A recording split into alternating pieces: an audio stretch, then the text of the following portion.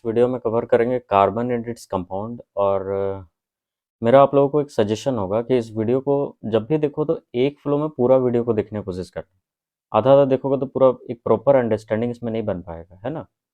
सो जब भी टाइम हो इस वीडियो को एक फ्लो में पूरा देखने की कोशिश करो। सो देखो, थोड़ा सा वीडियो लंबा होगा क्योंकि चैप्टर ये थोड़ा सा एडवांस, थोड़ा सा ये चैप्टर जो है तुम लोग का बड़ा है।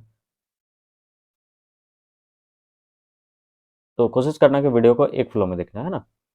देखो आगे अब ध्यान दो। सबसे पहले कार्बन एंड इट्स कंपाउंड। यहाँ पे एक टर्म कार्बन यूज हो रहा है और उससे बनने वाला कंपाउंड के बारे में हम लोग को पढ़ना है। तो कार्बन के बारे में अलग से अगर हम लोग पढ़ रहे हैं तो कुछ इसमें यूनिक फीचर तो जरूर होगा इस कार्बन में। अब एक चैप्टर अगर डेडिकेटेड है किसी एलिमेंट को तो उसमें ऑब्वियस सा बात है कि कुछ ना कुछ स्पेशल कैरेक्टरिस्टिक्स होगा। तो देखो, सबसे पहले कार्बन जो है एक नॉन मेटल है। कार्बन एक नॉन मेटल है जिसका एटॉमिक नंबर कितना 6 होता है। अब 6 है तो इसका जब हम लोग कॉन्फ़िगरेशन करेंगे तो ये 2,4 होगा ना। 4 तो वैलेंस इलेक्ट्रॉन इसमें कितना आ गया, 4 आ गया। और यही कारण है जो इसको एक कैरेक्टरिस्टिक एलिमेंट बनाता है, जो एक स्पेशल एलिमेंट इसको बनाता है। ओके, मास नंबर इसका कितना हो जाएगा, 12 है एटॉमिक मास। ओके, कार्बन जो है वो अर्थ क्रस्ट पे पाया जाता है और लार्ज अमाउंट ऑफ कार्बन जो है वो हम लोग के डे टू डे लाइफ में यूज़ भी होता है। ठीक है। सो देखते हैं हम लोग कार्बन का कुछ यूनिक फीचर क्या क्या है। तो कार्बन यूनिक फीचर, सबसे पहला कैटेनेशन। सबसे पहला यूनिक फीचर इसका जो है वो कैटेनेशन है।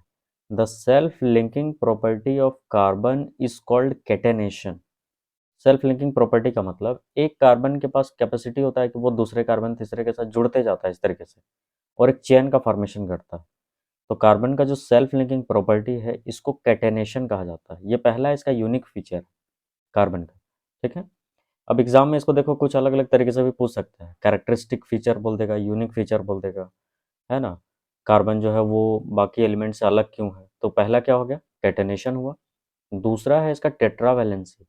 अभी हम लोग देखें ना कॉन्फ़िगरेशन इसका, कॉन्फ़िगरेशन 2,4 तो लास्ट में 4 है, दैट मीन्स 4 वैलेंसी है तो टेट्रावैलेंट हुआ। और यही यूनिक फीचर इसको बाकी एलिमेंट से अलग बनाता है कि हम लोग इस 4 के साथ कितना भी जोड़ते जाएंगे। ऑक्टेट रूल में तो यही होता है ना, 4 से 4 4 से 4 जोड़ते जा रहे हैं, तो कार्बन से कार्बन जोड़ते जा रहा है, दैट मीन्स टेट्रा वैलेंसी। तो दो यूनिक फीचर क्या क्या हो गया, पहला कैटेनेशन और दूसरा टेट्रा वैलेंसी। ओके, अब नेक्स्ट है इसके एलोट्रॉप्स ऑफ कार्बन। अच्छा, ये एलोट्रॉप होता क्या है। एलोट्रॉप होता है कि in the form of carbon, indirectly वो कार्बन ही है। वैसा कितना कंपाउंड एलिमेंट जो है एग्जिस्ट करता है जो इनडायरेक्टली कार्बन है।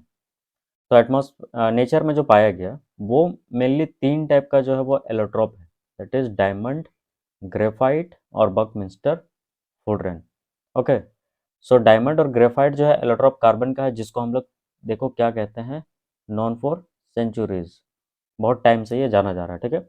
बकमिंस्टर फुडरेन जो है ये नया डिस्कवर्ड एलोट्रॉप है कार्बन का, जो रिसेंटली डिस्कवर हुआ है।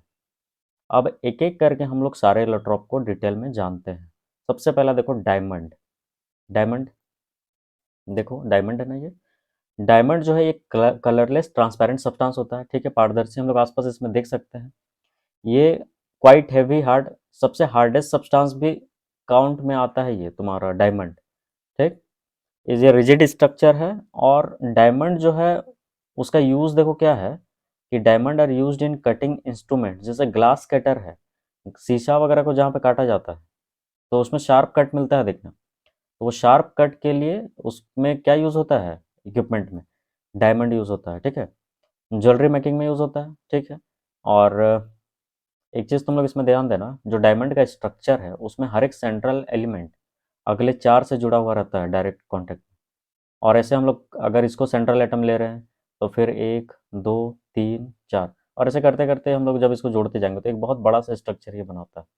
दैट मीन्स जो डायमंड का स्ट्रक्चर है वो जाइंट स्ट्रक्चर बनता है, बड़ा स्ट्रक्चर बनता है डायमंड का। ठीक है। नेक्स्ट ग्रेफाइट है। Graphite greyish opaque black substance है ये, पेंसिल लीड ये सब में भी तुम लोग देखा ग्रेफाइट का यूज़ होता है। अब ये स्लिपरी टू टच होता है। ग्रेफाइट जो है इसमें इलेक्ट्रिसिटी कंडक्ट हो सकता है। है ना? क्यों इलेक्ट्रिसिटी ये कंडक्ट करता है? क्योंकि इसमें ठीक है सेंट्रल एटम के साथ 4 इलेक्ट्रॉन तो जुड़ा हुआ है, लेकिन 4th इलेक्ट्रॉन काफ़ी दूर रहता है इसमें। काफ़ी दूर रहता है तो इसको एज़ अ हम लोग फ्री मोबाइल इलेक्ट्रॉन कंसीडर कर लेते हैं। और जब इसको फ्री मोबाइल इलेक्ट्रॉन कंसीडर करेंगे तो ये क्या होगा? इलेक्ट्रिसिटी को कंडक्ट करता है। तो ये एक इंपॉर्टेंट क्वेश्चन यहाँ से बन सकता है कि ग्रेफाइट जो है वो इलेक्ट्रिसिटी कंडक्ट करता है बट डायमंड जो है वो नहीं करता है, क्यों? तो इस अपने स्ट्रक्चर के कारण जो ग्रेफाइट है इसमें फ्री मोबाइल इलेक्ट्रॉन है जो इसको एलिजिबल बनाता है इलेक्ट्रिसिटी को कंडक्ट करने में। Third is Buckminster फुलरेन।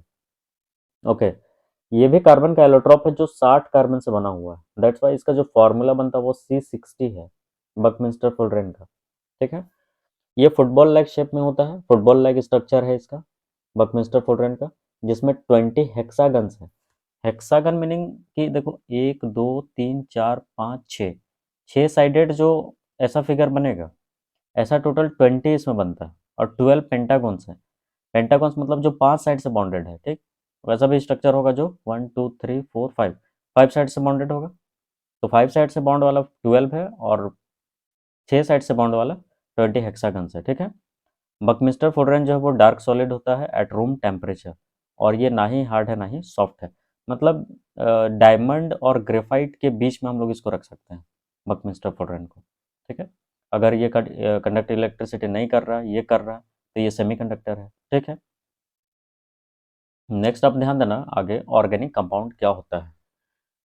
देखो कंपाउंड को हम लोग मेनली दो टाइप में क्लासीफाई करते हैं, एक ऑर्गेनिक और दूसरा इनऑर्गेनिक। ठीक है, ये बात पता होगा। अब ऑर्गेनिक कंपाउंड क्या होता है? वैसा कंपाउंड जो या तो कार्बन से बना है या तो कार्बन के डेरिवेटिव से बना है। डेरिवेटिव का मतलब उसमें कार्बन दिख रहा है इनडायरेक्टली, जैसे CO2, तो ये इसका डेरिवेटिव हुआ कार्बन का। या तो वो डायरेक्ट कार्बन है या तो उसका डेरिवेटिव है। मीन्स जहाँ कार्बन दिखे वो ऑर्गेनिक कंपाउंड है। इनऑर्गेनिक कंपाउंड वैसा कंपाउंड होता है जो मिनरल से बना हुआ है, मिनरल्स। ठीक है, तो हम लोग को यहाँ पे देखना है क्या, ऑर्गेनिक कंपाउंड के बारे में। तो वैसा compound, the compounds of carbon are known as organic compound. Okay, जो कार्बन कंपाउंड है वो कोवेलेंट बॉन्ड फॉर्म करता है, लो, इसका लो मेल्टिंग पॉइंट होता है और इसका बॉइलिंग पॉइंट भी लो होता है। कार्बन कंपाउंड मेनली बॉन्ड कैसा बनाता है, कोवेलेंट बॉन्ड बनाता है। तो कोवेलेंट बॉन्ड क्या होता है? कोवेलेंट बॉन्ड वो होता है कि जब म्यूचुअल शेयरिंग होता है एलिमेंट्स के बीच। मान लो यहाँ पे हम लोग दो कार्बन का इस तरीके से बॉन्ड दिखा रहे हैं, तो एक कार्बन के पास आखिरी में 4 इलेक्ट्रॉन है और दूसरे के पास भी 4 है। तो इक्वल नंबर ऑफ इलेक्ट्रॉन जब शेयर होता है तो इसको हम लोग क्या कहते हैं? इसको हम लोग कोवेलेंट बॉन्ड कहते हैं। आगे हम लोग डिटेल में देखेंगे इसको, ये किस तरीके से कोवेलेंट बॉन्ड बनाता है।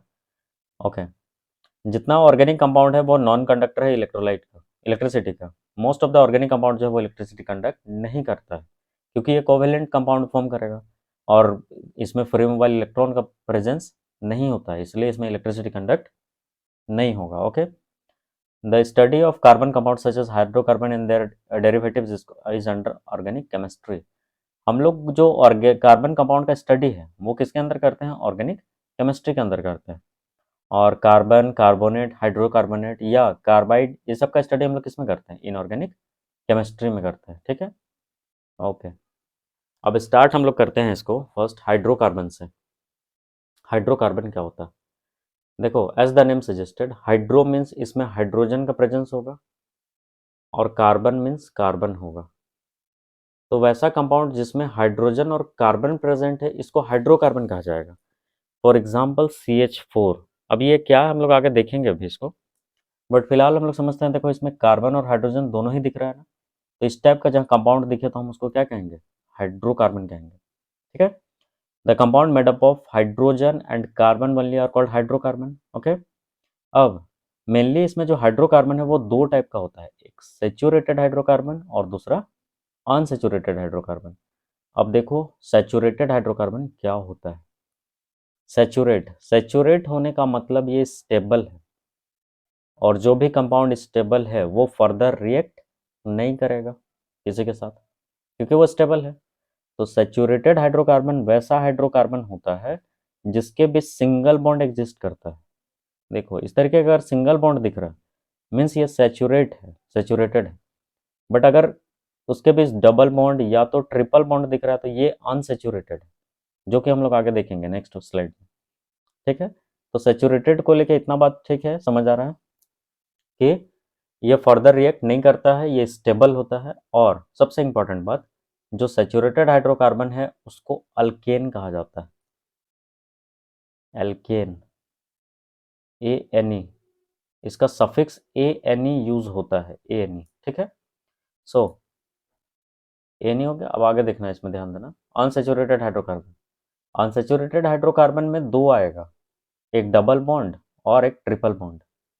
तो जो डबल बॉन्ड होता है उसको अल्किन कहा जाएगा, और जो ट्रिपल बॉन्ड है उसको अल्काइन कहा जाएगा। ठीक है, यहाँ से तीन चीज़ें हम लोग को समझ में आ गया है ना। पहला तो अल्केन, अल्केन जो है ये सेचुरेटेड हो गया, सेचुरेटेड, और इसमें सिंगल बॉन्ड का फॉर्मेशन हो रहा है। अनसेचुरेटेड के अंदर दो है, अल्किन और अल्काइन, ये अनसेचुरेट में हो, जो फर्दर रिएक्ट करेगा, है ना। तो इसके अंदर देखो अल्कीन है जो कि डबल बॉन्ड, और अल्काइन है जो कि ट्रिपल बॉन्ड। अब देखो अल्कीन को हम लोग देख लेते हैं। अनसेचुरेटेड हाइड्रोकार्बन जिसमें दो कार्बन जो है वो कनेक्टेड होगा डबल बॉन्ड से, डबल बॉन्ड से अगर कनेक्टेड है तो हम लोग ठीक है, इसको अल्कीन कहेंगे। अभी हम लोग देख रहे थे अल्कीन। ओके, अब इसका जनरल फार्मूला होगा CnH2n। अल्केन का जनरल फार्मूला होता है CnH2n+2। मीन्स जनरल फार्मूला से हम लोग बता पाएंगे किसी कंपाउंड का नाम क्या होता है। जैसे अगर हम लोग देखो यहाँ पे समझ रहे हैं क्या, सपोज अल्केन है, अल्केन है, अब ए नहीं दिख रहा, मतलब इसमें तो सिंगल बॉन्ड होगा, कोई दो कार्बन के बीच सिंगल बॉन्ड है। अब दो कार्बन के बीच सिंगल बॉन्ड है तो इसको बैलेंस कौन कराएगा, हाइड्रोजन कराएगा, सिंस हम लोग हाइड्रोकार्बन पढ़ रहे हैं। तो C2H6 हो गया, देखो तो C2H6, दो कार्बन, 6 हाइड्रोजन, C2H6। बट इस तरीके का स्ट्रक्चर हम लोग बार बार नहीं बनाते रहेंगे, हम लोग को इसका फार्मूला अगर डायरेक्ट चाहिए होगा तो हम लोग जनरल फार्मूला यूज़ कर लेंगे। ये अल्केन का जनरल फार्मूला, देखो अल्केन का C2H6 आया ना दो कार्बन के लिए, हम लोग यहाँ पे रख के देते हैं एन के जगह पे, एन के जगह पे दो कार्बन रख के देखो, 2 × 2 + 2, ये कितना आ गया, C2H6 plus, sorry, C2H4+2, that is C2H6। देखो वही बात मिला ना, सेम चीज़ हो रहा है। दैट मीन्स जनरल फार्मूला से हम लोग उसके फार्मूला को पता कर सकते हैं। तो अल्कीन का जनरल फार्मूला, अल्केन का क्या हुआ, CnH2n+2। अल्कीन का जनरल फार्मूला हुआ CnH2n, CnH2n। ठीक है, और अल्काइन जो कि ट्रिपल बॉन्ड है, दो कार्बन के बीच अगर ट्रिपल बॉन्ड एग्जिस्ट कर रहा है तो इसको अल्काइन कहा जाएगा। अब अल्काइन का जनरल फार्मूला होता है CnH2n-2। ओके, सो यहाँ तक बात समझ आ गया होगा, अल्केन, अल्किन और अल्काइन। अल्केन में क्या होता है, सिंगल बॉन्ड है, अल्किन में डबल बॉन्ड, और अल्काइन में ट्रिपल बॉन्ड है। Next is alkyl group. Okay, अब इसको अलग से समझना, उन तीनों में से नहीं है, ये अलग है। अब अल्काइल ग्रुप में देखो क्या होता है, अभी हम लोग अल्केन देखे ना, ANE, इसमें सिंगल बॉन्ड एग्जिस्ट कर रहा था ANE में। तो सिंगल बॉन्ड वाले में से अगर हम लोग एक हाइड्रोजन को रिप्लेस कर दें, जैसे कि इस तरीके से हाइड्रोजन है, अब इसमें हम लोग एक हाइड्रोजन को यहाँ से रिप्लेस कर दिए इस वाले को, तो अल्केन ग्रुप से जब एक हाइड्रोजन रिप्लेस होता है तो वो अल्काइल ग्रुप बन जाता है, अल्काइल ग्रुप। ठीक है, अब ये सब का नेमिंग हम लोग करेंगे आगे, कि इसका नाम क्या होगा, अगर एक कार्बन है तो इसका क्या नाम होगा, आगे देखेंगे हम लोग इसको। बट फिलहाल अल्काइल ग्रुप समझो कि ये क्या है, जब भी हम लोग अल्केन ग्रुप से एक हाइड्रोजन को रिप्लेस करते हैं, हटाते हैं, तो ये अल्काइल ग्रुप बनता है। तो इसका जनरल फार्मूला क्या हो जाएगा, जो अल्केन का था CnH2n+2 था अल्केन का, तो यहाँ से एक हाइड्रोजन हटाओगे तो एक बचेगा, एक अगर बच गया तो ये जनरल फार्मूला किसका हो जाएगा, अल्काइल ग्रुप का हो जाएगा। ठीक है, एक गोल्डन रूल देखो यहाँ पे दिया हुआ है कि अगर दो गुना से दो ज़्यादा है, दो गुना से दो ज़्यादा है तो वो अल्केन है, वही हो रहा था ना, C2H6, देखो दो गुना से दो ज़्यादा, 2 × 2 = 4+2। अगर अल्कीन है तो जस्ट डबल होगा, फॉर एग्जांपल C2H4, देखो जस्ट डबल है। और अगर ट्रिपल बॉन्ड वाला है तो दो गुना से दो कम, दो लेस होगा, तो C2, अब इसमें दो लेस कर दो और दो गुना से दो लेस कर दो तो C2H2। तो ये अल्केन का फार्मूला बनाओ, अल्कीन का बनता है इससे, और अल्काइन। इस रूल से हम लोग डायरेक्ट फार्मूला बना सकते हैं, ठीक है। नेक्स्ट अब देखो तुम लोग कि साइक्लिक हाइड्रोकार्बन क्या होता है। वैसा हाइड्रोकार्बन जो साइकिल फॉर्म में दिखे, सर्कल के फॉर्म में दिखे, तो वो साइक्लिक हाइड्रोकार्बन है। फॉर एग्जांपल यहाँ पे देखो साइक्लो अल्केन बना हुआ है, इसका जनरल फार्मूला CnH2n, ठीक है, साइक्लिक स्ट्रक्चर का। अब very important, naming of hydrocarbon. अभी ठीक है, इतना दूर तो हम लोग समझ रहे हैं कि सिंगल बॉन्ड, डबल बॉन्ड और ट्रिपल बॉन्ड क्या होता है। सिंगल बॉन्ड जहाँ पे है उसमें अल्केन यूज होता है, जहाँ पे डबल बॉन्ड है उसमें अल्कीन यूज होता है, और जहाँ ट्रिपल बॉन्ड है वहाँ पे अल्काइन यूज होता है, ठीक है बात यहाँ तक। लेकिन नंबर ऑफ कार्बन के बेसिस पे अब हम लोग इसका नेमिंग कर सकते हैं। जैसे अल्केन सपोज हम लिख के रख रहे हैं यहाँ पे अल्केन, तो ये एल के प्रीफिक्स है, एन सफिक्स है, प्रीफिक्स और सफिक्स, ठीक। अगर एक कार्बन यूज हुआ है कंपाउंड में तो वो मिथ यूज होगा उसके लिए। फॉर एग्जांपल CH4, देखो एक ही कार्बन तो यूज हुआ है। अगर दो कार्बन यूज हुआ है और इसके साथ हाइड्रोजन है, तो दो कार्बन यूज हुआ तो उसके लिए eth, prop, but, pent, hex, hept, oct, non और डेक। ये प्रीफिक्स हम लोग समझ रहे हैं, ये प्रीफिक्स। और ये नंबर किसको रिप्रेजेंट कर रहा है, ये नंबर ऑफ कार्बन को रिप्रेजेंट कर रहा है। कि सपोज अगर एक कार्बन है तो प्रीफिक्स क्या यूज करेंगे, ALK के जगह पे मिथ यूज करेंगे। तो मान लो हम यहाँ पे मिथ यूज कर दिए, मिथ यूज किए। अब ए नहीं दिख रहा है मतलब सिंगल बॉन्ड है, और सिंगल बॉन्ड है तो इसके साथ क्या जोड़ देंगे, ए नहीं, मतलब एक कार्बन CH4 दिखे तो ये क्या है, मिथेन है। ओके। अगर तीन कार्बन है, सपोज तीन कार्बन कोई फार्मूला में दिख रहा है, तो तुमको सबसे पहले इसका प्रीफिक्स याद रखना होगा। प्रीफिक्स में देखो तीन कार्बन के लिए क्या यूज होता है, तीन कार्बन के लिए देखो प्रॉप यूज होता है, PROP। तो हम इसके लिए सबसे पहले प्रॉप तो लिख दिए। और सिंगल बॉन्ड है, देखो सभी जगह पे सिंगल बॉन्ड एग्जिस्ट कर रहा है, तो सिंगल बॉन्ड है मतलब लास्ट में क्या लिख देंगे, ए नहीं, तो इसका क्या नाम हो जाएगा, प्रोपेन हो जाएगा। तो ऐसे करके हम लोग नंबर ऑफ कार्बन जो है 10 तक, इसको ईजिली हम लोग नेमिंग कर सकते हैं। बात समझ में आ रहा है ना। ओके। सिंगल बॉन्ड के लिए एन यूज़ किए, डबल बॉन्ड के लिए ENE और ट्रिपल बॉन्ड के लिए YNE यूज़ करते हैं।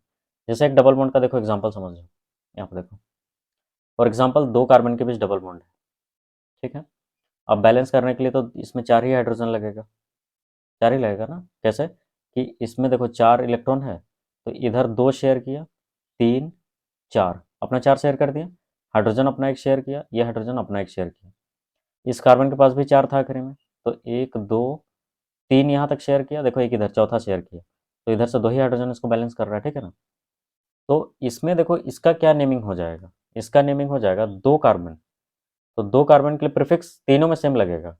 दो के लिए देखो क्या है, इथ है, एथ। तो लिख दिया यहाँ पे हम लोग एथ, और सब में देखो यहाँ एक डबल बॉन्ड एग्जिस्ट कर रहा है, तो डबल बॉन्ड के लिए अभी क्या बताए थे, ENE। तो इसका क्या नाम हो जाएगा, इथिन हो जाएगा। और इसी तरीके से हम लोग ट्रिपल बॉन्ड का भी कर लेंगे। तो ये नेमिंग ऑफ हाइड्रोकार्बन का रूल है, ठीक। अगले टॉपिक पे चलते हैं, ध्यान देना। आइसोमर्स। आइसोमर्स होता है वैसा कंपाउंड, वैसा ऑर्गेनिक कंपाउंड जिसका मॉलिक्यूलर फार्मूला सेम होता है। मॉलिक्यूलर फार्मूला सेम होता है लेकिन हम लोग उसका स्ट्रक्चर अलग अलग बना सकते हैं, तो वो आइसोमर्स कहलाएगा। फॉर एग्जांपल ब्यूटेन लिखते हैं, C4H10। मान लो ये ब्यूटेन है, ठीक है, ब्यूटेन। चार कार्बन के लिए देखो क्या है, ब्यूट है, तीन, चार। अब सभी में सिंगल बॉन्ड है, तो देखो चार कार्बन के लिए हम लोग क्या यहाँ पे पढ़े थे अभी, चार कार्बन के लिए देखो प्रीफिक्स ब्यूट है ना। तो ठीक है, इसका नाम क्या हो जाएगा, ब्यूट। और सब में सिंगल बॉन्ड है, तो ये हो जाएगा इसका नाम ब्यूटेन। ब्यूटेन है। अब ये जो ब्यूटेन है, इसका फार्मूला क्या बन रहा है, C4H10। अब इसका फार्मूला अगर सेम रहेगा और हम लोग अलग अलग स्ट्रक्चर अगर इसका हम लोग बना पाएंगे, तो इसको हम लोग क्या कहेंगे, आइसोमर कहेंगे इसका, आइसोमर्स। फॉर एग्जांपल देखो इसका दो स्ट्रक्चर कैसे बन सकता है। एक तो ये बन जाएगा, ठीक है, एक, दो, तीन, चार, चार कार्बन है, इधर हाइड्रोजन बैलेंस किया हुआ सबको है ना, सब में हाइड्रोजन है, ठीक है। इसको हम लोग कहेंगे नॉर्मल ब्यूटेन, N ब्यूटेन। इसका दो आइसोमर पॉसिबल है ब्यूटेन का, N ब्यूटेन हुआ। और एक चीज़ हम लोग क्या बना सकते हैं इसमें कि 3 कार्बन को एक साथ रख दिए और एक कार्बन को अलग से इधर जोड़ दिए बॉन्डिंग में।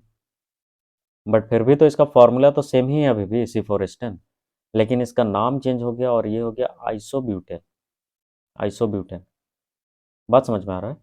तो जब फॉर्मूला सेम रहे और उस सेम फॉर्मूला से हम लोग अलग अलग स्ट्रक्चर बना पाएंगे तो उसको आइसोमर्स कहा जाएगा।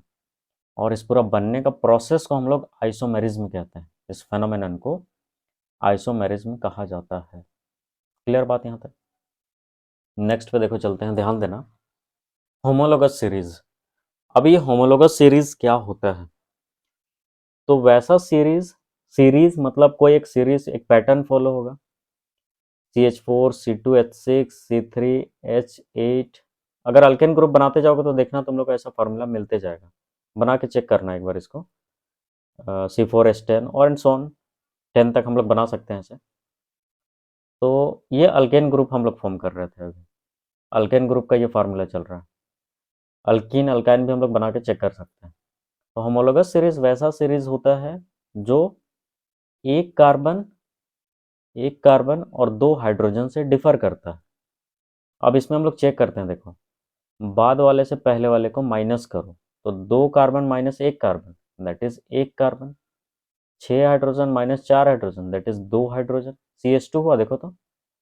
वैसे ही यहाँ पे चेक करके देखो, 3 कार्बन माइनस 2 कार्बन, 1 कार्बन।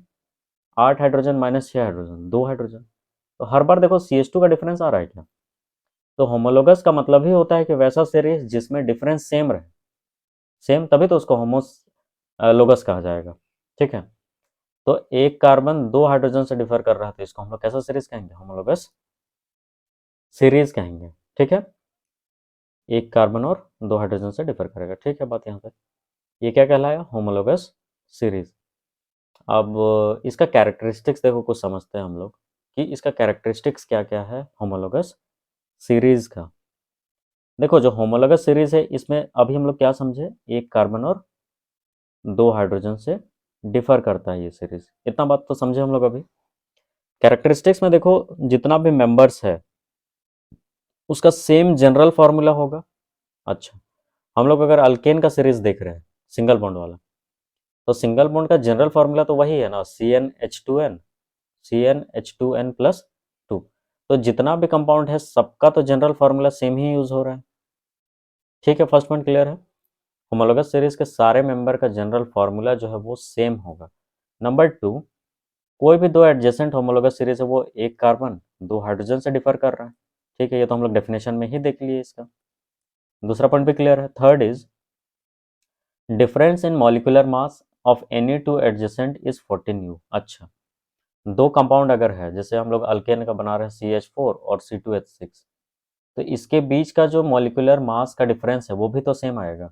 जैसे हर बार हम लोग बोल रहे हैं CH2 से डिफर कर रहा है, तो CH2 का मास भी तो फिक्स होगा। कार्बन का 16, सॉरी सॉरी, कार्बन का देखो CH2 से डिफर कर रहा है हर बार, तो इस CH2 का टोटल जो मास आएगा, मॉलिक्यूलर मास, है ना, उसको सॉल्व करके देखो 14U मिल रहा है। तो जितना कंपाउंड है सब अगर CH2 से डिफर कर रहा है तो सब तो 14U से डिफर करेगा ना। मतलब मॉलिक्यूलर मास जो है सबके बीच का सेम होगा 14U। जितना भी कंपाउंड है सभी में केमिकल प्रॉपर्टी सिमिलर होता है। ऑब्वियस बात है, केमिकल प्रॉपर्टी भी सेम सिमिलर शो करेगा सभी को। फिजिकल प्रॉपर्टी स्लाइटली या ग्रेजुअली जो है वो डिफर करता है। अब ये क्यों करता होगा? जैसे मान लो हम लोग यहाँ पे बनाए हैं CH4 और C2H6, तो नंबर ऑफ कार्बन जब बढ़ रहा है तो इसका वेटेज भी तो बढ़ रहा है। और वेट बढ़ रहा है तो मेल्टिंग, बॉइलिंग पॉइंट, ये सब तो स्लाइटली डिफर होगा।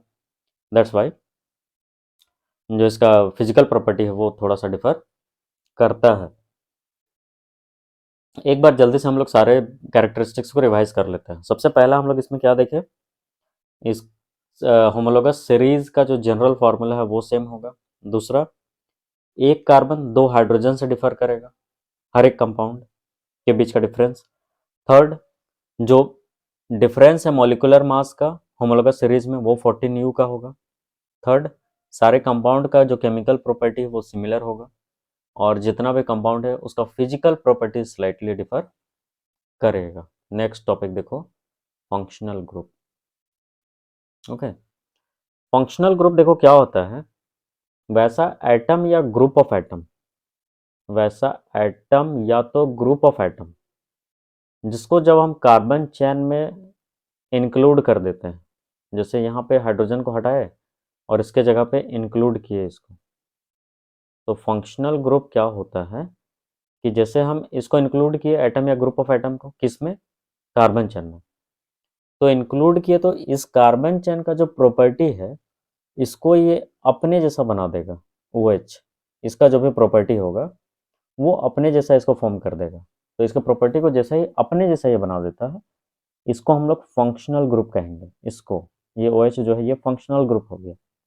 तो एन एटम और group of atom which makes a carbon compound reactive and decide it's property, उसको फंक्शनल ग्रुप कहेंगे। प्रॉपर्टी डिसाइड करने का मतलब इसके प्रॉपर्टी को अपने जैसा बना देता है।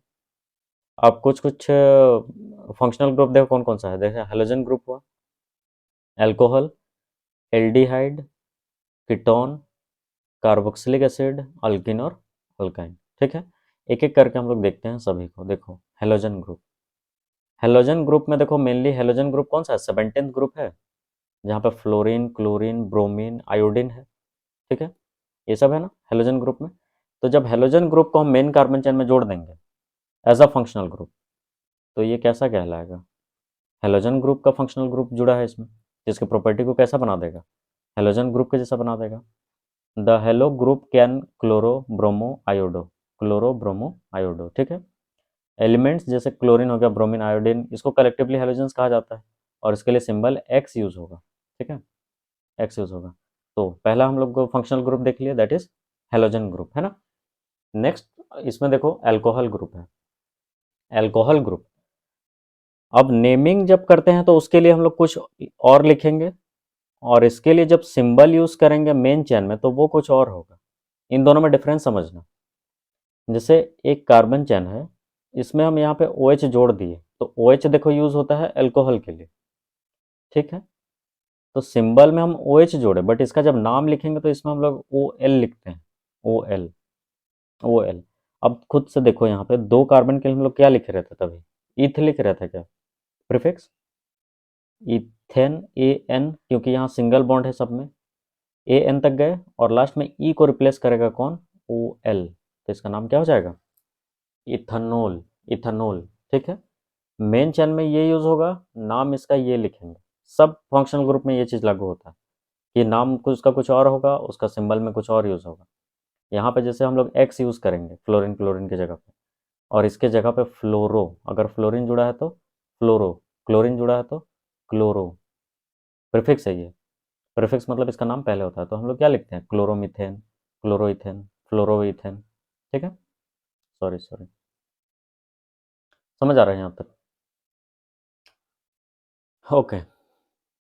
Next is aldehyde, next functional group क्या है, एल्डिहाइड है। एल्डिहाइड के लिए देखो मेन चेन में या तो सी एच ओ दिखेगा, या तो C double bond O single bond H, या तो C double bond O H, इन तीनों में से कुछ एक रह सकता है। अगर मेन चेन में ये जुड़ा हुआ है तो समझ जाओ कि ये क्या है, एल्डिहाइड ग्रुप है।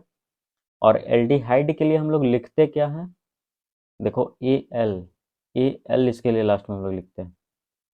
ठीक है, ए एल, तो ए एल मतलब क्या हो जाएगा, अगर एक दो कार्बन हम जोड़ रहे हैं यहाँ पे, सी सी एच ओ ऐसा जुड़ा हुआ है, तो एक कार्बन ये हो गया, और ये भी एक कार्बन जो है स्ट्रेट चेन में काउंट आता है ये वाला, तो दो मिलके इसमें क्या हो जाएगा, मिथ बना, तो मिथनल, ए एल।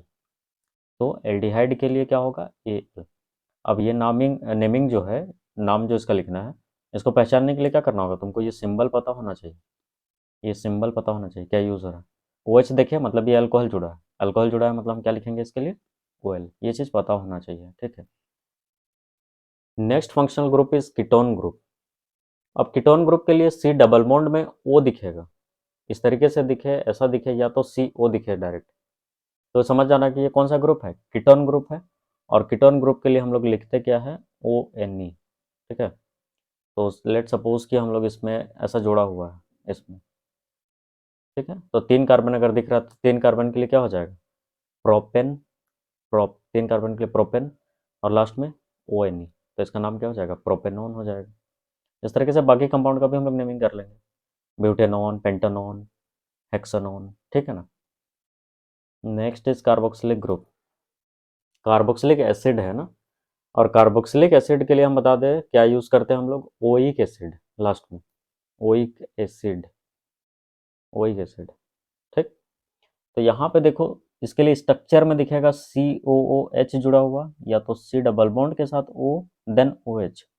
एल्डिहाइड और इसमें कंफ्यूज मत होना, एल्डिहाइड में C डबल बॉन्ड के साथ O और सिर्फ H है, यहाँ OH है, कंफ्यूजन मत आना, ठीक है। तो इसके लिए हम लोग क्या लिख रहे थे, ओइक एसिड। तो देखो एक कार्बन तो ऑलरेडी यहाँ पे पहले से है, एक कार्बन और अगर जोड़ दे तो मिल के स्ट्रेट चेन में देखो दो कार्बन आ गया, तो दो के लिए ईथ, तो इसका क्या नाम हो जाएगा बताओ, इथेनोइक एसिड होगा क्या, इथेनोइक एसिड होगा ना। Next, fuel.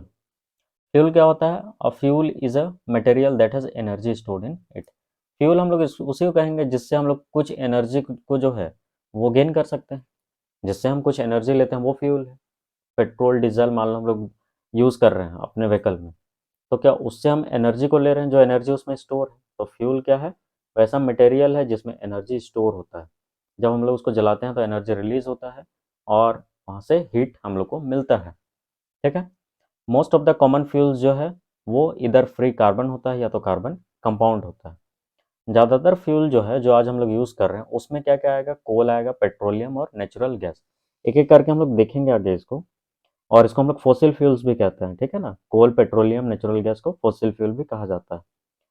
Okay, fossil are remains of prehistoric animals, ठीक है। हम लोग जानते हैं कि जो कोल पेट्रोलियम है इसका फॉर्मेशन कैसे हुआ, प्री हिस्टोरिक जो एनिमल्स प्लांट्स है वो ब्यूरिड हुआ, और मिलियंस ईयर के बाद क्या हुआ, वो कोल और पेट्रोलियम का रूप लेने लगा। इसमें सबसे पहला देखो एक कोल है। कोल एक कॉम्प्लेक्स मिक्सचर है कार्बन कंपाउंड का, हाइड्रोजन और ऑक्सीजन का, जिसमें कुछ फ्री कार्बन भी होता है। स्मॉल अमाउंट ऑफ नाइट्रोजन और सल्फर भी इसमें प्रेजेंट होता है कोल में, है ना। मिलियंस ऑफ ईयर पहले क्या हुआ था, या तो अर्थक्वेक या तो वॉल्केनो से फॉरेस्ट जो है वो क्या हुआ, ब्यूरिड हो गया नीचे, और ब्यूरिड होने के बाद क्या हुआ कि अर्थ जो है सैंड, क्ले, वाटर से धीरे धीरे कवर होने लगा। तो ड्यू टू हाई टेम्परेचर और हाई प्रेशर के कारण अर्थ के अंदर ऑक्सीजन के ऑब्सेंस में क्या हुआ, wood was converted into coal. जो लकड़ी ये सब चीज़ें जो दबा था नीचे वो किस में कन्वर्ट हो गया, कोयला में कन्वर्ट हो गया। तो इस तरीके से कोल का फॉर्मेशन होता है। Next is petroleum. अब जो क्रूड ऑयल है, इसको कॉम्प्लेक्स मिक्सचर है सॉलिड, लिक्विड और गैसियस हाइड्रोकार्बन का, जिसके साथ वाटर, सॉल्ट और अर्थ पार्टिकल मिक्स्ड होता है। It was formed by the decomposition of remains of extremely small plants and elements buried under the sea millions of years ago। अब समुद्री तट पे मान लो वैसा कुछ ब्यूरिड हुआ नीचे, तो एनिमल्स हो गया, प्लांट्स हो गया, वो ब्यूरिड हुआ तो वो किसका, पेट्रोलियम का रूप लिया। अब ये ऑक्सीजन के प्रेजेंस में होता है ना, इस चीज़ को ध्यान रखोगे। The petroleum just got trap between two layer of in previous rock formed an oil trap, और इसी के से क्या हुआ, नेचुरल गैस जो है पेट्रोलियम ऑयल के अबव बनता है, ठीक है। Next is flame. फ्लेम क्या होता है, flame is the region where the combustion of gaseous substance take place. कोई भी गैसियस सब्सटेंस है उसका अगर कंबशन हो रहा है इन प्रेजेंस ऑफ ऑक्सीजन, तो कंबशन हो रहा है तो उसी को हम लोग फ्लेम कहते हैं, फ्लेम। सो फ्लेम कब प्रोड्यूस होता है, जब गैसियस सब्सटेंस बर्न होता है। गैसियस सब्सटेंस जब भी जलता है तो उससे फ्लेम प्रोड्यूस होता है, ठीक है। All the gaseous fuel burn with flame, but only those solids and liquid fuel which vaporise on heating burn with a flame. देखो, जितना भी गैसियस फ्यूल है जब वो बर्न करता है तो वो फ्लेम देता है, लेकिन वैसा लिक्विड फ्यूल जो वेपराइज होता है हीट करने के बाद, वेपर वेपर में कन्वर्ट होता है, तो वो क्या करता है, वो बर्न करता है किसके साथ, फ्लेम के साथ, ठीक है ना। फ्लेम दो तरीके का होता है, एक ब्लू फ्लेम और एक दूसरा येलो फ्लेम। इसमें से अच्छा फ्लेम कौन सा माना जाता है, जो ब्लू फ्लेम है। ब्लू फ्लेम से ये पता चलता है कि उसको कंप्लीट ऑक्सीजन मिल रहा है। तो when the supply, oxygen supply is sufficient, oxygen supply जब सफिशिएंट होता है then the fuel burn completely producing a blue flame, ठीक है। The blue flame does not produce much light and is said to be non luminous. Okay, blue flame जो है बहुत ज़्यादा light produce नहीं करता है, और इसको हम लोग इसलिए नॉन ल्यूमिनस फ्लेम भी कहते हैं, ठीक है। Okay. Next is yellow flame.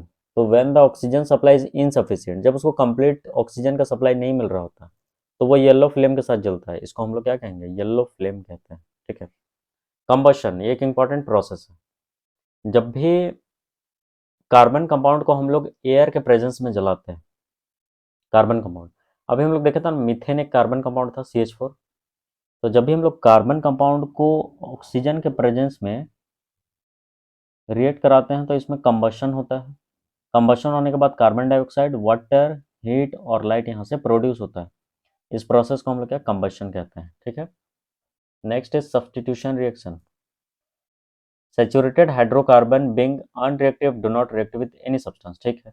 मान लो अल्केन है, सिंगल बॉन्ड, तो अभी हम लोग देखे थे ना ये सैचुरेटेड है, और अगर सैचुरेटेड है तो ये फर्दर रिएक्ट नहीं करेगा। तो सैचुरेटेड हाइड्रोकार्बन अनरिएक्टिव होता है जिस वजह से ये रिएक्ट नहीं करता है। तो सैचुरेटेड हाइड्रोकार्बन हाउएवर, इसमें सब्स्टिट्यूशन रिएक्शन हो सकता है, मतलब हम इसमें कुछ सब्स्टिट्यूट कर सकते हैं अलग से। उसी तरीके से देखो मीथेन में जैसे हम क्लोरीन जोड़ रहे हैं तो CH3Cl क्लोरोमीथेन बन रहा है और HCl बन रहा है। तो सब्स्टिट्यूट अगर किया जा रहा है सैचुरेटेड कंपाउंड में किसी दूसरे एलिमेंट को, तो उसको हम लोग सब्स्टिट्यूशन रिएक्शन कहते हैं। एडिशन रिएक्शन, अब जैसे अनसेचुरेटेड था जिसको हम डबल बॉन्ड कह रहे थे, अब इसमें हम कुछ ऐड कर दे रहे हैं अलग से, यहाँ हाइड्रोजन जोड़ रहे हैं, इसमें भी हाइड्रोजन जोड़ रहे हैं, तो ये सिंगल बॉन्ड में कन्वर्ट हो रहा है कि नहीं, देखो CH3 सिंगल बॉन्ड में कन्वर्ट हो जा रहा है। तो जब अनसेचुरेटेड कंपाउंड को हम लोग कुछ उसमें ऐड कर देते हैं अलग से, H2, देखो इसमें H2 जोड़ रहे हैं तो ये क्या बन रहा है, अल्केन बन रहा है, तो एडिशन रिएक्शन इसको कहा जाता है। ठीक है। एडिशन ऑफ ब्रोमीन, ब्रोमीन भी हम लोग ऐड कर सकते हैं इसमें। ठीक है। अब कुछ कंपाउंड है उसका फिजिकल प्रॉपर्टीज है, जैसे इथेनॉल का है सबसे पहले। तो इसका फिजिकल प्रॉपर्टी देखो, इथेनॉल जो है वो कलरलेस लिक्विड है जिसमें प्लीजेंट स्मेल होता है। ये वोलेटाइल लिक्विड है, वोलेटाइल मतलब जो वेपराइज हो जाता है at low boiling point. Okay. ये वाटर से भी हल्का होता है। Ethanol mixes with water in any proportion. Ethanol किसी भी रेशियो में मिक्स, मतलब किसी भी प्रोपोर्शन में वाटर के साथ मिक्स हो सकता है, सोल्यूबल है। इथेनॉल में 5% वाटर होता है इसमें पहले से। ओके। 100% प्योर इथेनॉल जो है उसको हम लोग एब्सोल्यूट अल्कोहल भी कहते हैं। ठीक है। ये कोवेलेंट बॉन्ड बनाता है और इसमें किसी भी तरह का हाइड्रोजन आयन प्रेजेंट नहीं होता है। ठीक है। अल्कोहल और हाउएवर कॉल्ड न्यूट्रल कंपाउंड। और अल्कोहल को हम लोग मेनली जो है, देखो इथेनॉल OL ये अल्कोहल ग्रुप का है ना, अल्कोहल फंक्शनल ग्रुप का है। इसका कुछ कुछ केमिकल प्रॉपर्टीज में देखो क्या है कि जो हम लोग डिस्कस किए अभी, कंबशन हो गया, ऑक्सीडेशन हो गया, डिहाइड्रेशन हो गया। ठीक है। ये सब अभी हम लोग कुछ डिस्कस करते हैं। देखो एक एक चीज़, जैसे कंबशन है इसमें, तो इथेनॉल जो है वो हाईली इन्फ्लेमेबल लिक्विड है ना, इन्फ्लेमेबल। ये बहुत जल्दी से क्या करता है कि फायर को कैच कर लेता है। ठीक है। और ethanol burn with clear flame giving a lot of heat, clear flame के साथ जलता है और ये बहुत ज़्यादा हीट प्रोवाइड भी करता है। ठीक है। ये कंबशन मेथड देख लो, ethanol reacts with oxygen, combustion हो रहा है तो कार्बन डाइऑक्साइड मिल रहा है, वाटर वेपर, हीट और light. Okay. Next is oxidation. Oxidation कैसा होगा इथेनॉल का, तो इथेनॉल को जब हम लोग ऑक्सीजन, अब देखो यहाँ पे नेसेंट ऑक्सीजन लिए हम लोग, है ना, तो ऑक्सीजन के साथ रिएक्ट कर रहे हैं तो देखो यहाँ पे इथेनोइक एसिड बन रहा है, COH, एसिडिक बोले थे ना, एसिड है यहाँ पे। तो एक कार्बन है तो एक दो दो कार्बन है तो इथेनोइक एसिड और वाटर मिल रहा है। ठीक है। कुछ इंपॉर्टेंट रिएक्शन। ओके। इथेनॉल का अब हम लोग यूज़ देखो देखते हैं क्या है। इथेनॉल को यूज़ किया जाता है पेंट वगैरह जो बनता है, मेडिसिन जो बनता है, perfume, dye, soap, synthetic rubber, ये सब में यूज़ किया जाता है इथेनॉल का। ठीक है। ये एक सॉल्वेंट की तरह भी यूज़ होता है। ठीक। ये fuel, cars along with petrol भी यूज़ होता है। It is used in alcoholic drinks, जो विस्की, वाइन ये सब बनता है, बियर, इसमें भी इथेनॉल का यूज़ होता है। ठीक है। और इसको एंटीसेप्टिक की तरह भी यूज़ करते हैं हम लोग। ठीक है ना, हॉस्पिटल में। नेक्स्ट देखो हार्मफुल इफेक्ट क्या क्या है ड्रिंकिंग अल्कोहल का। अगर हम लोग अल्कोहल कंज्यूम करते हैं तो उसका हार्मफुल इफेक्ट देखो क्या क्या है। ठीक। Alcohol slow down the activity of nervous system, जो नर्वस सिस्टम का एक्टिविटी है, काम करने का जो क्षमता है, उसको स्लो डाउन कर देता है अल्कोहल। ये मेंटल हेल्थ कहो या मेंटल इनहिबिटर्स को भी स्लो कर देता है ना। It leads to the staggered movement, slurry speech, blood vision. ठीक है। ये सब समझ आ रहा होगा। It makes a man alcoholic and financially bankrupt, ठीक है, बहुत ज़्यादा इन्वेस्टमेंट जिससे होगा तो वो क्या है, उस फाइनेंशियली वीक भी होगा। ये इंटरनल ऑर्गन्स को भी डैमेज करता है। Consumption of alcohol can make a person blind, even blind भी कर सकता है पर्सन को, और लीड टू डेथ, मृत्यु भी हो सकता है। Moreover consumption of methanol can lead to death. इस तरीके से अगर मिथेनॉल कंज्यूम किया जाता है तो ये डेथ का कारण बनता है। Next is denatured alcohol, that is, अगला हम लोग इथेनॉइक एसिड के बारे में देखते हैं, फिजिकल प्रॉपर्टी क्या है इसका। तो जो इथेनॉइक एसिड है ये एक कलरलेस लिक्विड है जिसका सार टेस्ट होता है। इसका बॉइलिंग पॉइंट 118 डिग्री सेल्सियस है। प्योर इथेनॉइक एसिड को जब ठंडा किया जाता है तो ये ठंडा होकर एक कलरलेस आइस लाइक सॉलिड बनाता है। इस कारण से जो प्योर इथेनॉइक एसिड है उसको ग्लेशियल इथेनॉइक एसिड भी कहा जाता है, ठीक है। Ethanoic acid is miscible with water in all proportion. Ethanoic ये भी जो है इथेनॉइक एसिड भी जो है ये किसी भी प्रोपोर्शन में वाटर के साथ घुल सकता है। इसका केमिकल प्रॉपर्टी देखो, क्योंकि देखो अब यहाँ पे हम लोग अल्कोहल यूज़ कर रहे हैं तो हम लोग क्या क्या प्रॉपर्टीज में देखेंगे, लिटमस पे इम्पैक्ट देखेंगे, इसका रिएक्शन कार्बोनेट और हाइड्रोकार्बोनेट के साथ देखेंगे, हाइड्रोक्साइड के साथ इसका रिएक्शन, और इसका रिएक्शन अल्कोहल के साथ देखेंगे। देखो सबसे पहला लिटमस, क्योंकि इथेनॉइक एसिड हम लोग कह रहे हैं तो ऑब्वियस बात है एसिड है तो ये ब्लू लिटमस को रेड में चेंज करेगा। It shows orange colour in universal indicator, ठीक है, यूनिवर्सल इंडिकेटर में इसकी कितनी कौन सा कलर, ऑरेंज शो करेगा। और एसिडिक नेचर के कारण ये कार्बोनेट के साथ रिएक्ट करता है, हाइड्रोकार्बोनेट के साथ और बेसिस के साथ, तो क्या बनाता है, सॉल्ट बनाता है। इस तरीके से देखो सोडियम कार्बोनेट के साथ रिएक्ट किया है, ठीक है, रिएक्शन यहाँ पे देख लो। इथेनॉइक एसिड को जब हम लोग रिएक्ट किए सोडियम हाइड्रोजन कार्बोनेट के साथ तो सोडियम इथेनॉइट कार्बन डाइऑक्साइड और वाटर का फॉर्मेशन कर रहा है, ठीक है। उसी तरीके से जब इसको सोडियम हाइड्रोक्साइड के साथ रिएक्ट किया जाएगा तो सोडियम इथेनॉइड बनेगा और वाटर बनेगा, ठीक है। अल्कोहल के साथ जैसे हम लोग रिएक्ट करेंगे इथेनॉइक एसिड को तो यहाँ पे देखो इथाइल इथोनेट का फॉर्मेशन हो रहा है और वाटर का। कुछ यूजेस देखो इथेनॉइक एसिड का क्या क्या है। डिल्यूट इथेनॉइक एसिड जो है वो यूज होता है in the form of vinegar, जैसे फूड वगैरह में देखना विनेगर यूज होता है, विनेगर। तो फूड में एज अ विनेगर इसको यूज किया जाता है। इसमें सेलुलोज एसीटेट बनाने में भी इसका हेल्प लाया जाता है। एसीटोन हो गया, एस्टर हो गया, या तो परफ्यूम वगैरह जो बनता है उसमें भी इथेनॉइक एसिड का यूज लिया जाता है, ठीक है। Next is soap and detergent, okay. देखना हर वो सब्सटेंस जो क्लीनिशिंग एक्शन को पूरा करता है, मतलब क्लीनिशिंग एक्शन को जो पूरा करे उसको डिटर्जेंट कहा जाता है। तो इसमें जो डिटर्जेंट है वो मेनली दो टाइप का है, एक सोपी डिटर्जेंट है और दूसरा नॉन सोपी डिटर्जेंट है। सोपी डिटर्जेंट क्या होता है, जिसमें मेनली सोप वगैरह जो हुआ, साबुन वगैरह जो हुआ। नॉन सोपी के अंदर जैसे सिंथेटिक डिटर्जेंट्स हुआ, सिंथेटिक डिटर्जेंट्स, ठीक है। अब हम लोग देखो सोप क्या है इसको समझते हैं। सोप जो है एक सोडियम सॉल्ट है लॉन्ग कार्बन चेन का, जिसमें क्लीनिशिंग प्रॉपर्टी होता है वाटर में। वाटर में ये क्या करता है, क्लीनिशिंग एक्शन को पूरा करता है। अब a soap has large non ionic hydrocarbon and A ionic group, जैसे सोडियम स्टीरेट हुआ या तो सोडियम, ठीक है, सोडियम स्टीरेट हुआ। उसके बाद the process of making soap by the hydrolysis of fat and oil with alkalis is called saponification. देखो ये प्रोसेस इंपॉर्टेंट है, वैसा प्रोसेस जिसमें सॉप को बनाया जाता है हाइड्रोलिसिस ऑफ फैट और ऑयल का हाइड्रोलिसिस करके, उस प्रोसेस को सफोनिफिकेशन हम लोग बोलते हैं।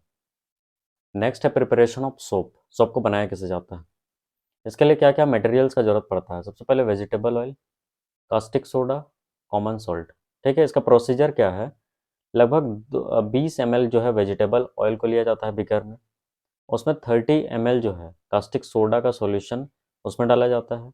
अब हीट दम इस मिक्सचर को हीट किया जाता है constant steering till a paste is form, कब तक, जब तक कि एक पेस्ट का फॉर्मेशन नहीं हो जाता है। अब इसमें 5 से 10 ग्राम कॉमन सॉल्ट को ऐड किया जाता है। अब उसको मिलाया जाता है, जैसे ही मिलाएंगे तो जो मिक्सचर है वो ठंडा होगा और उसको एज अ सोप कट कर लिया जाता है। तो ये कुछ मेथड यूज़ होता है सोप को बनाने में। ठीक है, स्ट्रक्चर देखो क्या है सोप मॉलिक्यूल का, ये इंपॉर्टेंट है। सोप मॉलिक्यूल जो है वो दो पार्ट से बना हुआ है, दो तरीके से बनता है। एक लॉन्ग हाइड्रोकार्बन से और एक शॉर्ट आयोनिक पार्ट होता है उसमें। ठीक है, एक लॉन्ग हाइड्रोकार्बन यहाँ पे देखो दिख रहा होगा, ये कार्बन है, कार्बन चैन है। और एक छोटा सा देखो यहाँ पे आयोनिक पार्ट दिख रहा है। तो ये सोप मॉलिक्यूल का स्ट्रक्चर है। ठीक है ना। अब द सोप मॉलिक्यूल जो है इसको हम लोग टेडपोल लाइक स्ट्रक्चर, ठीक है, टेडपोल के जैसा दिख रहा है ना ये। लॉन्ग हाइड्रोकार्बन पार्ट जो है हाइड्रोफोबिक वाटर का, जो आयनिक पार्ट को रिपेल करता है, और हाइड्रोफिलिक पार्ट जो है वो वाटर को, वाटर मतलब हम लोग बोल सकते हैं हाइड्रोफिलिक जो है वो तुम वाटर से इसको कंसिडर कर सकते हो। ठीक है। सो जो आयनिक पार्ट है वो सोल्यूबल होता है वाटर में एंड नॉट इन ऑयल और ग्रीस। जैसे डर्ट, कपड़े में ये ऑयल डर्ट ये सब लगा हुआ है, तो जो आयनिक पार्ट है वो सिर्फ सोल्यूबल है वाटर में, और जो ऑयल ग्रीस ये सब लगा हुआ है इसमें ये सोल्यूबल नहीं होता है। ठीक है। इस प्रोसेस से क्या होता है कि सॉप जो है अपना क्लीनिशिंग एक्शन करता है। इस एक्शन को देखो डिटेल में हम लोग देखते हैं नेक्स्ट स्लाइड में। इसमें देखो इसमें क्या होता है। When shop is dissolved in water, जैसे वाटर में सॉप को घोल दिया जाता है, ये कोलाइडल सस्पेंशन बनाता है वाटर में, जिसमें सॉप मॉलिक्यूल जो है वो क्लस्टर फॉर्म करता है एक स्फेरिकल मिसल बनाने के लिए। देखो ये मिसल है। ठीक है, तो ये जो ये कार्बन का स्ट्रक्चर है और ये Na+ है। ठीक है। अब micelle formation takes place when soap is added to water, जैसे साबुन को वाटर में ऐड किया जाता है, because the hydrocarbon chain of soap molecule are hydrophobic and ionic and is hydrophilic. देखो जो आयोनिक बैंड है ये हाइड्रोफिलिक है और ये वाला पार्ट हाइड्रोफोबिक है, ध्यान रखना इस चीज को। This formation does not take place in organic solvent like ethanol. ठीक है, लाइक डिजॉल्व्स लाइक, ये हम लोग को पता है ना, लाइक डिजॉल्व्स लाइक, मतलब जो पोलर कंपाउंड है वो सिर्फ पोलर में ही डिसॉल्व होता है, तो जो नॉन पोलर है वो इसमें डिसॉल्व नहीं होगा। ठीक है। Next is detergents. डिटर्जेंट देखो समझना क्या है। अब detergent are also called soapless soap because though they act like soap in having the cleansing property. ठीक है, इसका जो प्रॉपर्टी है ये भी लगभग क्लीनिशिंग एक्शन ऑफ सोप के जैसा ही है। They are better than soap, ये सोप से ज़्यादा बेटर कंसिडर किया जाता है, because they do not form scum with hard water, क्योंकि ये हार्ड वाटर के साथ बहुत ज़्यादा स्कम का फॉर्मेशन नहीं करता है। ये होता है झाग जो इसमें बनता है ना। अब अनलाइक सोप और detergent can leather well even with a hard water. अब सोप जैसा बनाता है तो वैसा डिटर्जेंट में नहीं है। Detergent can leather well even in hard water, यहाँ तक कि हार्ड वाटर में भी जो डिटर्जेंट है वो अच्छा परफॉर्म करता है। ठीक है। ओके, तो डिटर्जेंट पे इतना बात ठीक है, समझ आ रहा होगा। इसमें इंपॉर्टेंट देखो मेरे लिए मिसल फॉर्मेशन है, इसको जरूर देख लेना, ये इंपॉर्टेंट क्वेश्चन है, मिसल फॉर्मेशन। ठीक है, बात यहाँ तक समझ में आ रहा है ना। एक इसका लास्ट हम लोग डिफरेंस देख लेते हैं, difference between soap and detergent. देखो ध्यान समझना। सोप जो है वो सोडियम सॉल्ट है, लॉन्ग चेन का, कार्बोक्सिलिक एसिड के। ठीक है। डिटर्जेंट जो है वो सोडियम सॉल्ट है, लॉन्ग चेन, बेंजीन का, बेंजीन का सल्फोनिक एसिड पे। बेंजीन क्या होता है, C6H6, ये बेंजीन है ना। ऐसे बना लो या तो इसको ऐसे बना लो, दोनों एक ही चीज़ है, अल्टरनेट डबल बॉन्ड है इसमें। तो C6H6 जो साइक्लिक फॉर्म में रहता है ये बेंजीन है। तो बेंजीन है तो ये क्या है, डिटर्जेंट है, और कार्बोक्सिलिक एसिड है तो ये सोप है। They are not suitable for washing purpose in hard water. Hard water में सोप जो है वो सुटेबल नहीं होता है वॉशिंग के लिए, बट ये जो है हार्ड वाटर में भी सुटेबल होता है डिटर्जेंट। ये बायोडिग्रेडेबल होता है, बायोडिग्रेडेबल, ठीक है, और ये बायोडिग्रेडेबल नहीं होता है। इसका रिलेटिवली वीक क्लीनिशिंग एक्शन है, मतलब क्लीनिशिंग एक्शन इसका बहुत ज़्यादा फास्ट या स्ट्रॉन्ग बोलो नहीं है, बट डिटर्जेंट का स्ट्रॉन्ग क्लीनिशिंग एक्शन होता है। होप सो कि ये चैप्टर तुम लोग को समझ में आ गया होगा। और ठीक है, इतना रहने देते हैं। Thank you.